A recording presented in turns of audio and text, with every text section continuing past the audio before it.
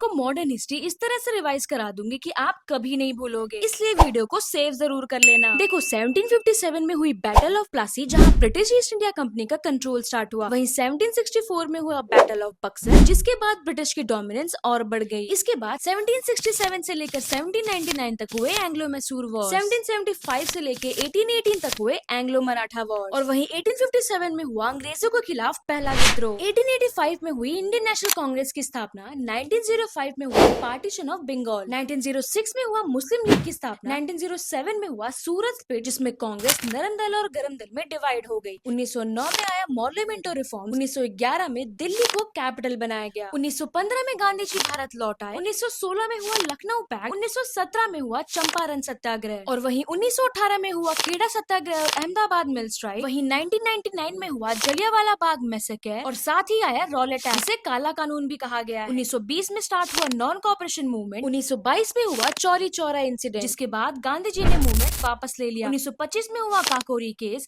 1928 में आया Simon commission, और इसके बाद 1929 में डिक्लेयर हुआ पूर्ण स्वराज। 1930 में स्टार्ट हुआ दांडी मार्च, 1931 में हुआ गांधी इरविन पैक्ट, वहीं 1932 में हुआ पूना पैक्ट गांधी जी और डॉक्टर अंबेडकर के बीच। 1942 में हुआ क्विट इंडिया मूवमेंट, जहां गांधी जी ने डू और डाई का नारा दिया। 1947 में भारत आजाद हुआ और साथ ही इसका पार्टीशन हुआ, भारत और पाकिस्तान अलग हो गए। अब बिना किसी देरी के आप मुझे कमेंट में बताइए कि कैबिनेट मिशन प्लान भारत कब आया था, और इसी तरह डेली रिवाइज करने के लिए रिवाइजिंग सेकंड्स को फॉलो जरूर कर लेना।